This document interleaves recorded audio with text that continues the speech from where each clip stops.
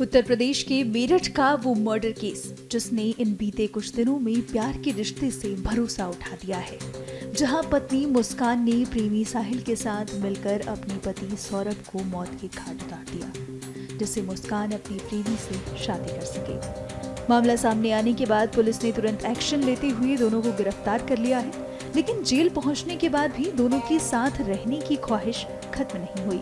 उन्होंने जेल प्रबंधन से एक साथ रहने की अपील की, हालांकि इसे सिरे से इनकार कर दिया गया, जिस संबंध में वरिष्ठ जेल अधीक्षक ने हमें बताया है।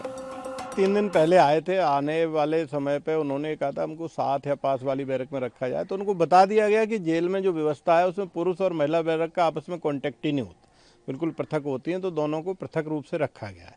नंबर 1। नंबर 2, चूँकि ये जो भी कोई भी बंदी आता है उसको हम स्वास्थ्य परीक्षण कराते हैं।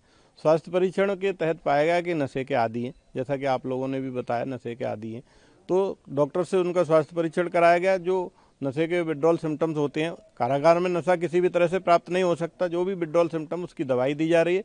नशा मुक्ति केंद्र के माध्यम से उनका इलाज किया जा रहा है, काउंसलिंग की जा रही है, योग मेडिटेशन ध्यान में उनको हम लोग लगा रहे हैं। हमारा प्रयास ये है कि आम बंदी उनसे दूर रहें, बार बार उनके केस के बारे में न पूछें।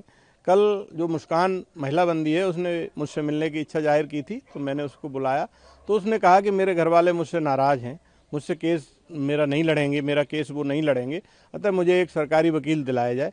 इसी के तहत एक प्रार्थना पत्र लेकर के हम लोग माननीय न्यायालय को भेज रहे हैं, क्योंकि बंदी का ये अधिकार होता है, यदि कोई बंदी कारागार में निरुद्ध है और उसके पास निजी अधिवक्ता नहीं है तो हम उसे सरकारी वकील दिलवाते हैं। इसके तहत हम कार्रवाई कर रहे हैं। इस हत्याकांड के बाद से मुस्कान और साहिल पर जनता अपना गुस्सा उतार चुकी है।